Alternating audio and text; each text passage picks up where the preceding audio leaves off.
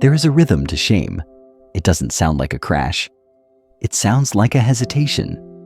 It is the sound of a 7-year-old girl trying to walk across a classroom without making noise, trying to move from the door to her desk without anyone noticing that her right leg doesn't work the way it should.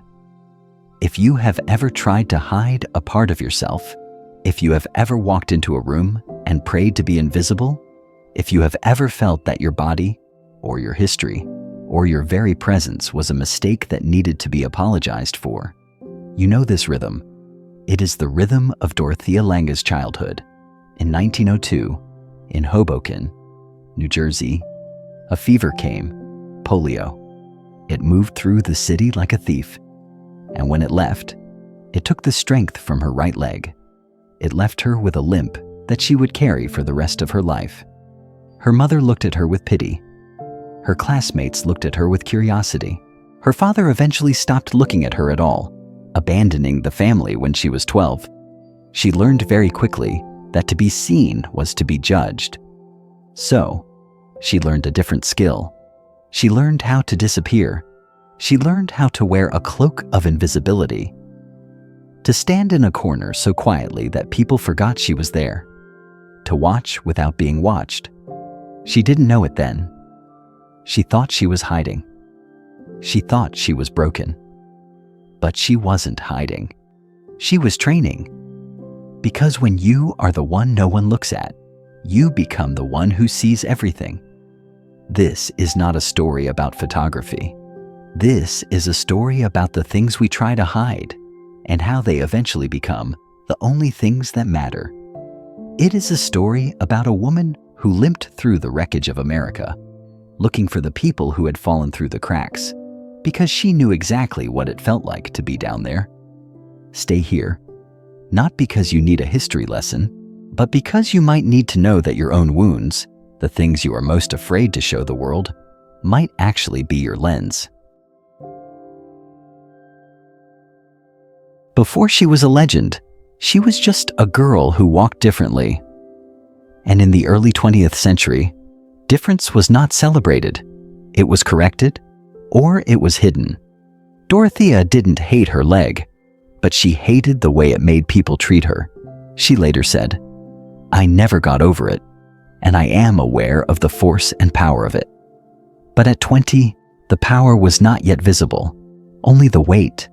She wanted to escape, not just her family, not just New Jersey, but the feeling of being defined by what she couldn't do. So she did something illogical. She decided to become a photographer. Think about that choice. Photography in the 1920s was not a matter of clicking a button. It was physical labor. It involved hauling 50 pounds of glass plates, chemicals, and wooden tripods. It required standing for hours. It required agility. It was the last profession a woman with a withered leg should have chosen. But maybe that was the point. Behind a camera, she wasn't the girl with the limp anymore. She was the eye. The machine stood between her and the world. It was a shield. She moved to San Francisco. She reinvented herself. She dropped her father's name and took her mother's maiden name, Lange. She opened a portrait studio. And for a while, it worked. She became successful, rich, even. She spent the roaring 20s photographing the wealthy elite of San Francisco. Men in sharp suits who owned banks. Women in pearls who owned buildings. She made them look powerful. She made them look flawless. She retouched their wrinkles. She adjusted the lighting to hide their insecurities. She was paid to lie, and she was good at it. She married a painter, Maynard Dixon. They had 2 sons. They had a house with a view. From the outside, it looked like she had outrun the limping girl from New Jersey. She had built a fortress of respectability. Everything was perfect. The timeline was fixed. She had erased the struggle, but there is a danger in building a life that looks right but feels safe. Safety is a sedative. It keeps you warm, but it keeps you asleep. Dorothea Lange spent a decade photographing people who wanted to be seen as they wished to be, not as they were. She was capturing masks, and somewhere, deep down, the girl who used to be invisible knew that she was helping others hide, too. Then, the calendar turned. The year became 1929. The stock market crashed, and the fortress of safety began to crack. It started quietly. At first, fewer clients came to the studio. Then, the clients who did come spoke in hushed tones about money lost, about factories closing. But up in her studio, surrounded by velvet drapes and warm lamps, Dorothea was still insulated. She was still safe. But she developed a habit. Instead of looking at the negatives in her darkroom, she started standing at her studio window. She looked down at the street below, and what she saw began to haunt her. She saw men. Men who used to have jobs. Men who used to have pride. Standing in long winding lines, waiting for bread, waiting for soup. They didn't look at each other. They looked at their shoes, the posture of defeat, the slump of shoulders that says, "I have failed." Dorothea watched them from behind the glass. She knew she should turn back to her retouching desk. She knew she had a business to run, children to feed, but she couldn't look away. Something in that line of broken men called to her. It was the rhythm of shame. She recognized it. It was the same rhythm she had walked with her entire life. She realized, with a terrifying clarity, that her photographs of wealthy people were meaningless. They were pictures of nothing. The truth was happening down there, on the wet pavement. This is the moment where most of us stop. Because to leave the room is dangerous. To leave the studio meant walking into the chaos. It meant dragging her heavy camera and her heavy leg into a crowd of desperate, hungry men. It meant leaving the identity of artist and becoming something else, something undefined. Have you ever stood at a window, literal or metaphorical, watching the world change, knowing you need to go out there, but feeling too small to make a difference? Have you ever felt that your safe life was actually a cage? Dorothea took her camera. She walked out the door. She walked down the stairs. She walked into the street. The first time she pointed her lens at the breadline, she was terrified. She thought they would shout at her. She thought they would chase her away. Why would these men, stripped of their dignity, want a woman with a limp taking their picture? But they didn't shout. They didn't move. They just looked at her. Or rather, they looked through her. And this is where the limp became the superpower. If a tall, confident, athletic man had walked up with a camera, it would have felt like an interrogation. It would have felt like judgment. But Dorothea moved slowly. She moved with difficulty. She looked damaged. And because she looked damaged, she didn't look dangerous. She looked like she belonged in the wreckage. She took the picture. White Angel breadline. It wasn't a picture of a crowd. It was a picture of isolation. It captured the feeling of being alone in a room full of people. It was the first time she photographed the inside of a person, not just the outside. She went home that night, and she knew. She could never go back to retouching portraits of the rich. Her timeline had broken. The safe life was over. She was about to walk into the dust. The Great Depression was not just an economic event. It was a psychological winter. It was a time when the sky turned black with dust and the ground turned against the farmers. Dorothea Lange put her camera in her car. She left her studio. She left her marriage, which was crumbling anyway. She began to drive.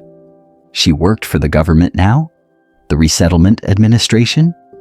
Her job was to document the conditions of the poor, to prove to Washington that help was needed. But she did more than document. She witnessed. She drove thousands of miles, alone, or with her new partner, Paul Taylor. But mostly, she was alone with the subjects. She had a rule: Never steal a photograph. She didn't sneak shots. She walked up to people. She talked to them. She let them see her limp. She let them see her struggle with the heavy tripod. She made herself vulnerable first, and in exchange, they gave her their truth. She photographed hands. Have you ever noticed how much a hand can say? She photographed the calloused hands of farmers who had no land left to farm. She photographed the hands of mothers covering their faces. She didn't photograph their poverty. She photographed their pause. The moment between the struggle, the moment of waiting. But the road was hard. It was 1936. She had been on the road for a month. She was tired. She was missing her children. She was driving north on Highway 101, heading home to Berkeley. The rain was falling in sheets. Her equipment was wet. Her spirit was cold. She just wanted to sleep in her own bed. She saw a sign, PE, Pickers Camp, Nipomo. Her brain said, keep driving. You have enough photos. The light is bad. You are exhausted. She drove past the sign. 5 miles? 10 miles. The argument in her head got louder. They are hungry. A voice said, I am tired. She answered, go back. The voice whispered, have you ever had that argument? The argument between your comfort and your calling? The moment where it is perfectly reasonable to keep going, to go home, to rest. No one would blame you. No one would know. Dorothea Lange turned the car around. She drove back 5 miles in the rain. She turned down the muddy road into the pea pickers camp. She didn't know it yet, but she was driving toward the image that would define the entire century. She was driving toward a woman who was waiting to be seen. She found a mother, 7 children.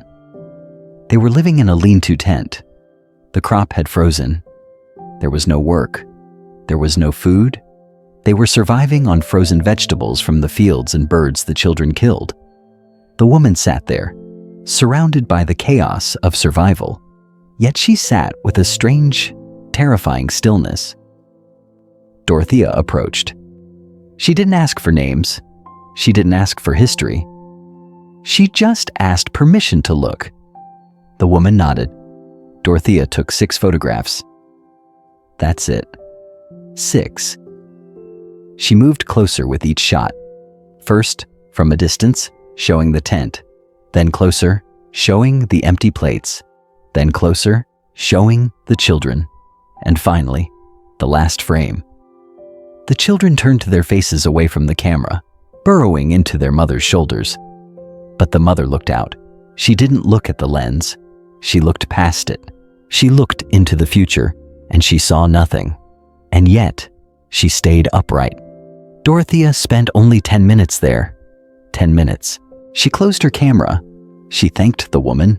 She got back in her car and drove away. She didn't know the woman's name. It was Florence Owens Thompson, but the world wouldn't know that for decades. She just knew she had captured something that wasn't just about the depression. She had captured the universal feeling of worry, the feeling of being a parent when you cannot protect your children, the feeling of holding the weight of the world on one shoulder. When the photo was published, it didn't just make headlines, it sent food. The government rushed 20,000 pounds of food to the camp. The photo saved lives. But more than that, it changed how America saw the poor. Before this photo, the poor were bums, drifters, problems. After this photo, they were mothers. They were humans. They were us. Dorothea Lange, the woman who spent her childhood trying to be invisible, had just made the invisible visible to the entire world. If you are seeing yourself in this, not in the poverty, but in the worry, if you are holding a weight that feels too heavy for one person, just exhale. You do not have to carry it alone, and you do not have to hide the fact that you are carrying it. Sometimes exposing the wound is the only way to heal it. Dorothea Lange continued to photograph for 30 more years.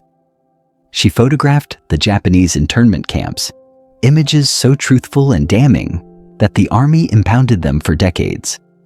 She photographed the new industrial America. She worked until her body finally gave out. In her final years, she fell ill, cancer of the esophagus. She couldn't swallow. She was in pain. But she kept working on her retrospective exhibition, and she finally spoke about the thing she had tried to hide for so long, her limp. She said, "I never got over it, and I am aware of the force and power of it. It was the most important thing that happened to me and formed me, guided me, instructed me, helped me, and humiliated me." She realized at the end that the polio wasn't a curse. It was her teacher. It slowed her down in a world that was moving too fast. It forced her to look at the people on the sidelines because she was one of them. It made her approachable to the broken because she was broken too. We spend so much of our lives trying to fix ourselves, trying to walk without limping, trying to hide the gaps in our resume, the failures in our marriage, the quiet anxieties in our head. We think that if we can just be perfect, we will be worthy of being seen. But Dorothea's legacy whispers a different truth. It says that your cracks are not flaws in the design. They are the lens. The thing you are most ashamed of might be the very thing that allows you to understand the world in a way no one else can. She didn't capture the soul of America despite her pain. She captured it because of her pain. If you are in your own winter now, if you feel like you are limping through your days, unseen and undervalued, remember the woman who turned her car around in the rain. Remember that the things you think are weaknesses may just be your unique way of connecting with humanity. You don't need to be perfect to leave a legacy. You just need to be willing to look at the world and to look at yourself without turning away. Turn the page. The light doesn't arrive all at once. Sometimes it waits until you stop trying to hide. The light always returns because it's never too late to shine.